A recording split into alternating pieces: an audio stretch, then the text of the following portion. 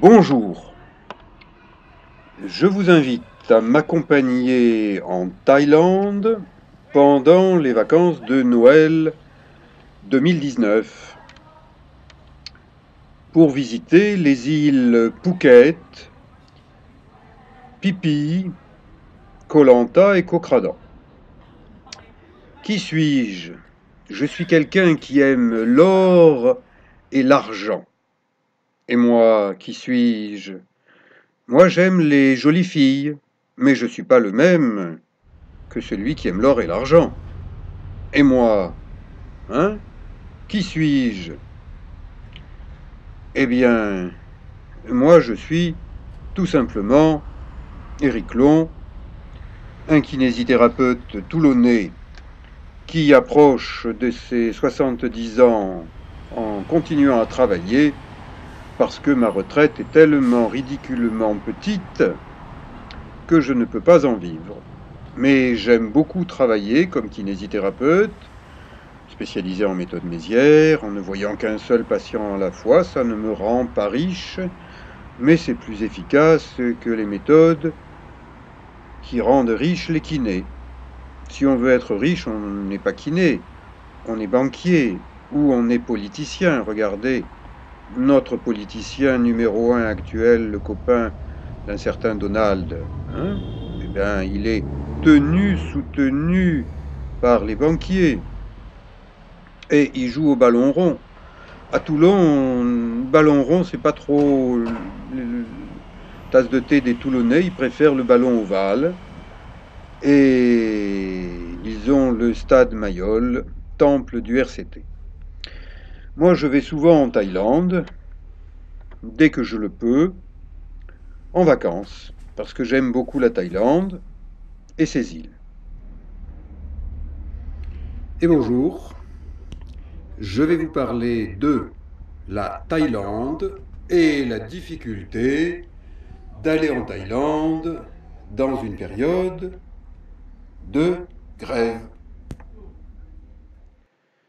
Quand je pense que le directeur de la SNCF, Société nationale des confédérés,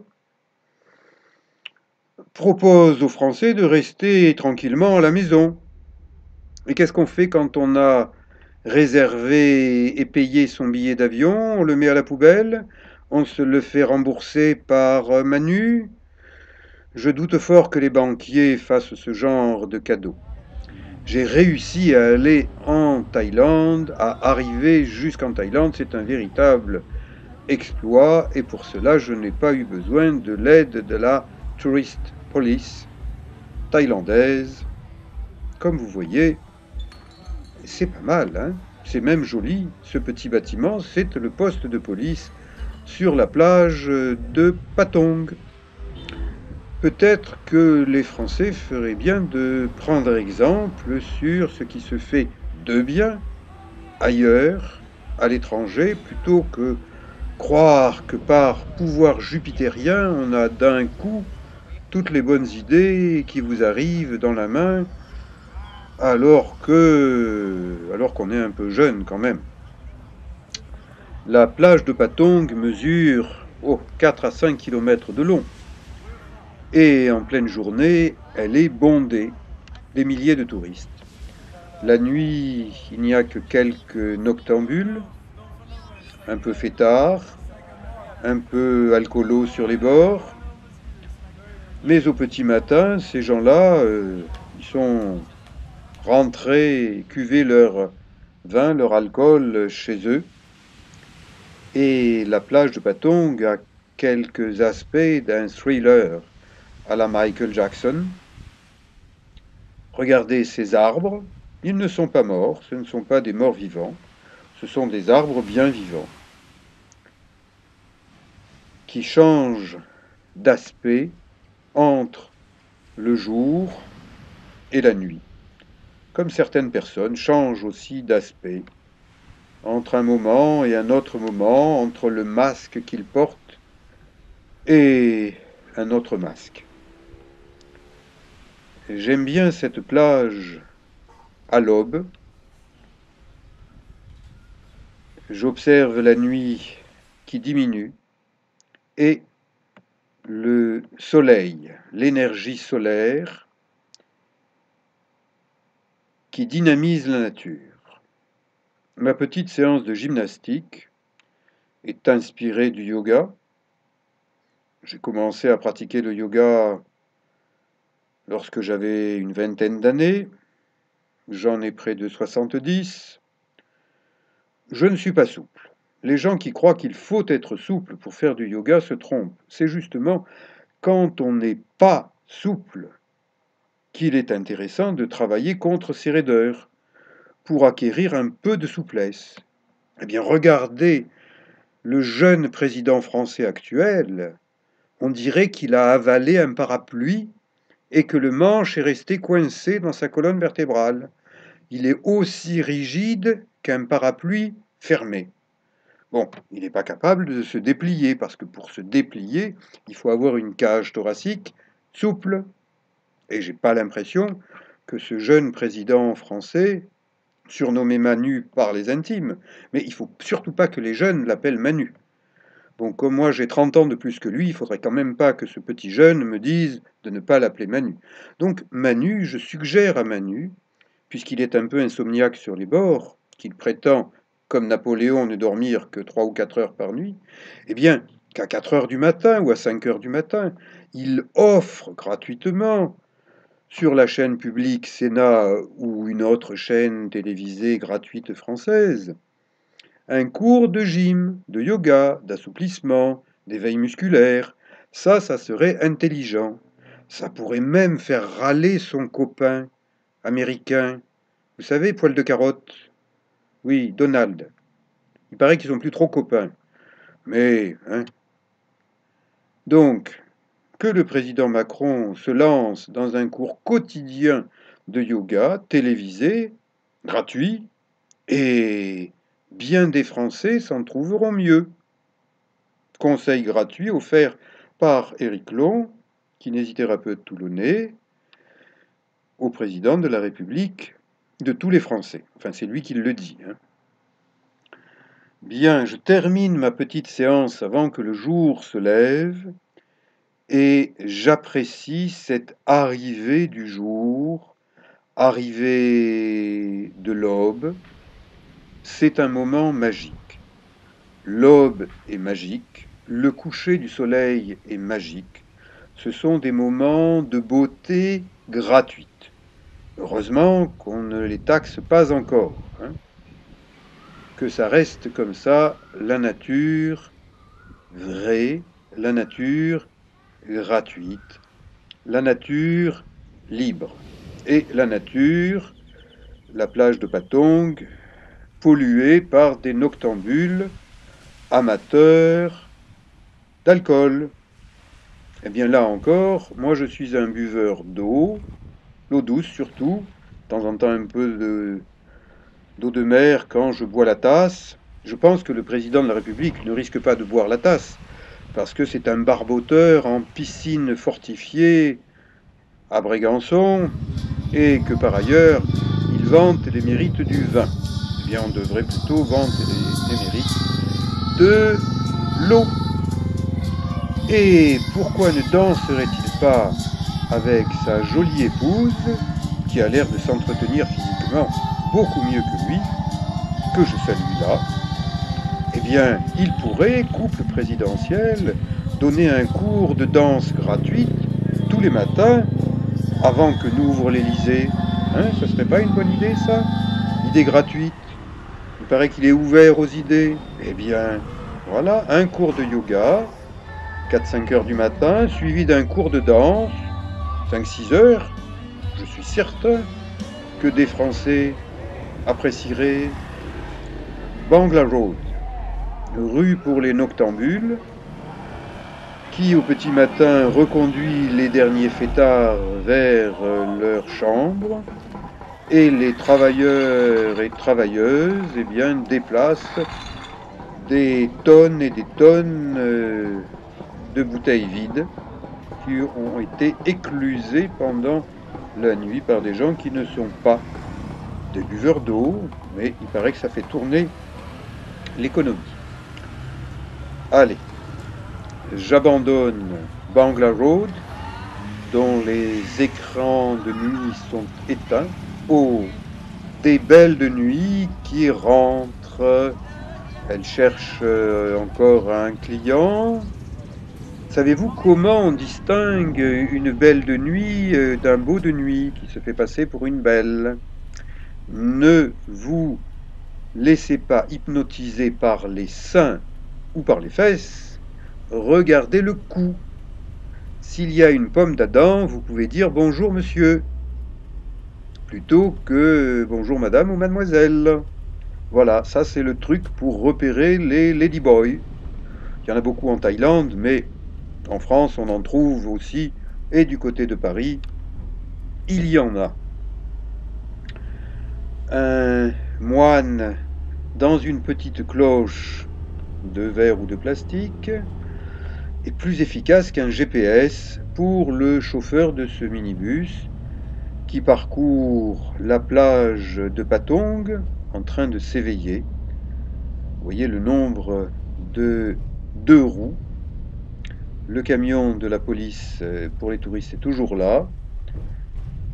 Peu de circulation ce petit matin. Nous traversons la grande île de Phuket, environ une cinquantaine de kilomètres de long, des collines, beaucoup de verdure et beaucoup de panneaux publicitaires. En matière de marketing, les Thaïlandais pourraient donner des leçons à bien des gens. Bon, c'est quand même un peu exagéré la taille de ces panneaux, mais heureusement, on les concentre en certains endroits et en d'autres endroits, il y en a moins. Nous traversons la vieille ville de Phuket avec des bâtiments tout à fait intéressants sur un plan architectural et nous approchons du port de Phuket, l'un des ports de Phuket, le port Rasada, où on embarque en direction des îles Phi Phi. Les îles Phi Phi sont des îles extrêmement touristiques, trop touristiques à mon goût pour y séjourner. Je ne fais qu'y transiter pour changer de bateau. Je démarre sur un gros bateau, nous sommes des centaines et des centaines de touristes, et je conseille aux gens qui ont le mal de mer de privilégier ces gros bateaux plutôt que de prendre des petits hors-bord rapides. Parce qu'on vous dit, ah, en moins d'une heure, vous serez sur telle ou telle île. Oui, s'il fait beau, en moins d'une heure, on y est. Mais alors, si jamais on attrape, comme ça a été le cas dans cette traversée où tout est beau au départ, tout le monde est sur le pont, et tout d'un coup arrivent des vagues, et tous les gens qui sont sur le pont se font mouiller, et ils risquent même de partir à la mer. Attention, ça mouille beaucoup. Donc, conseil d'un vieil aventurier comme moi, en vieillissant, privilégiez les transports en commun plus sûrs, plus lents, plutôt que les petits trucs qui sautent et qui sont tape-cul. Laissez-les aux petits jeunes. Bon, le jeune président Macron, si jamais il vient en Thaïlande, qu'il fasse du speedboat, qu'il fasse du jet ski. Il en a l'âge. Bon, il vaudrait mieux que son épouse le surveille de loin sans être à côté de lui sur ses engins. Bateau puissant, bateau qui crache la fumée. Alors, bon, les écolos vont dire « Ah, ça pollue, il faut rester à la maison ». Et même, il faudrait ne manger que des racines, ne plus rien cuire, n'exagérons pas. Souriez, vous êtes filmés, vous êtes des centaines, nous sommes des centaines, puisque j'en fais partie, à nous photographier, à nous filmer, et de face, et de profil, et de dos. Nous arrivons à Maya Bay. Maya Bay, eh bien, c'est un décor d'Hollywood. Et c'est pour cela qu'a été tournée ici la fameuse scène La plage du film La plage, the beach en anglais. Vous savez, les amis de Donald aiment bien les bilingues. Eh bien, DiCaprio est passé par là. Des milliers de touristes sont passés sur la plage DiCaprio. Et maintenant, les autorités thaïlandaises, qui sont plus écologiques que les autorités françaises, ont dit plus personne sur cette plage. Laissons la nature se régénérer. On devrait d'ailleurs laisser les politiques se régénérer. Pendant quelque temps, on leur dit, voilà, vous êtes en vacances, on vous envoie sur une île déserte, tous ensemble, comme ça elle ne sera plus déserte, et on va laisser la France se régénérer. C'est pas une bonne idée ça? De mettre les politiques en vacances sur une île déserte au départ où ils s'alimenteraient en pêchant des poissons à la main, sans leur faire mal, sans les cuire. Les îles Fifi sont superbes à voir. C'est aussi un paradis pour la plongée sous-marine avec des bouteilles. Des tas de compagnies proposent des circuits plongés. Le problème, c'est que la plupart des moniteurs sur ces bateaux de plongée fument comme des pompiers. Ce sont des toxicomanes. Je n'apprécie pas ça et je préfère plonger avec des bateaux de pêcheurs sans fumeurs dans les parages. Les fameux speedboats, là, bateaux tape-cul garantis, et ces superbes falaises avec des stalactites qui tombent vers la mer. La base de ces falaises est rongée par les flots, donc grimper sur ces falaises, le démarrage risque d'être très compliqué, à moins d'aimer sauter du bateau vers les rochers et se faire mal. Ça y est, nous arrivons sur l'île de Fifi. Trop d'hôtels, trop de bungalows. Moi, je ne fais qu'y transiter. Je récupère mon sac à dos et je change de bateau. Un tout petit bateau, étroit, compagnie Petpaline. Il y a une autre compagnie qui se prend pour un tigre, mais attention, il y a eu des morts. Donc je préfère celle où il n'y a pas de morts que celle qui a compté des morts et où j'ai failli mourir enfumé par un moteur qui crachait encore plus que les fumeurs. Et coucou, qui suis-je? Est-ce que vous me reconnaissez? Est-ce que c'est moi? Ah, est-ce que c'est moi? Qui suis-je? Je suis un retraité, un jeune retraité. J'ai décidé de décrocher momentanément de la vie politique pour écrire. M'avez-vous lu, hein? J'ai quand même fait une tournée conséquente des librairies en France. Je me demande si je ne vais pas faire la tournée des librairies dans les îles paradisiaques. Koh Lanta, l'île de Koh Lanta, ça n'est pas une île déserte, ça n'est pas une île couverte de jungle, c'est une île habitée, avec des habitants thaïlandais.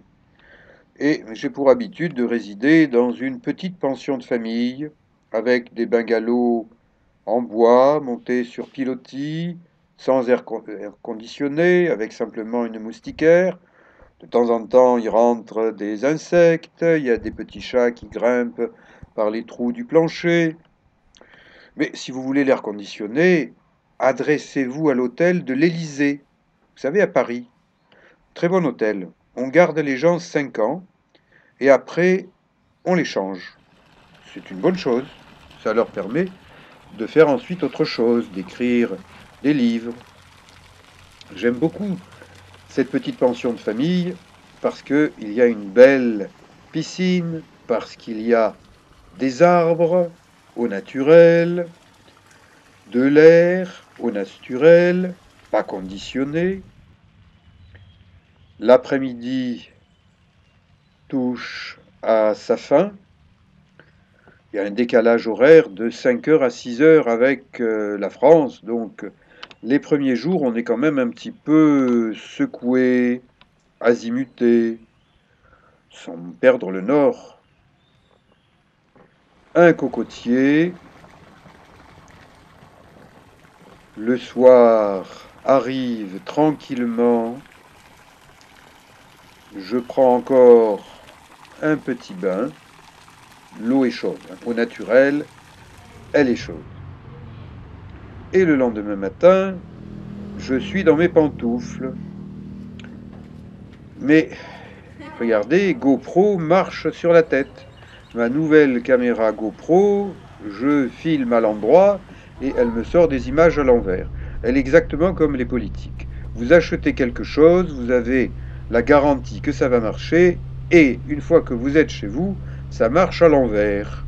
On devrait pouvoir changer les politiques comme on change une caméra quand elle marche à l'envers. Nous traversons l'île de Koh Lanta, nous passons par la ville ancienne de Koh Lanta. Je constate que les routes sont en train d'être agrandies.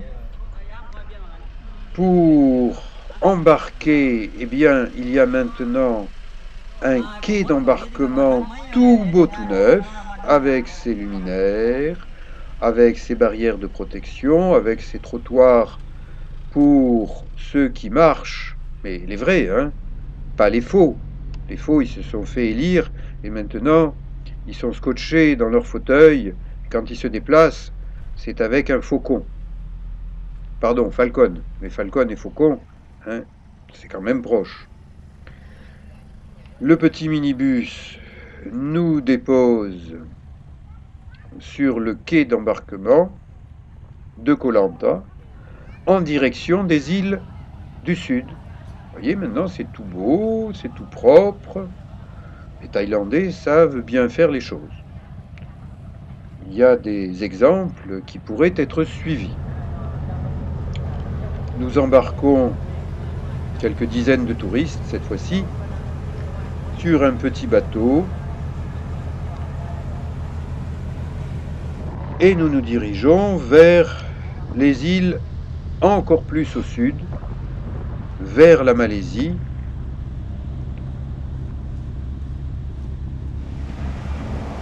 Ma caméra GoPro toute neuve fait comme les politiques. Elle marche sur la tête, elle marche à l'envers. Alors que, regardez, cette salle des machines, elle marche bien. Bon. C'est du vieux matériel, mais le vieux matériel, et je suis un vieux donc je peux attester, que quelquefois le vieux matériel, ça marche mieux que les petits jeunes, qui croient tout savoir, comme s'ils étaient sortis de la cuisse de Jupiter. Ils en sont à moitié sortis. On appelle ça une demi-portion. Vous commandez quelque chose au restaurant et on vous sert une demi-portion.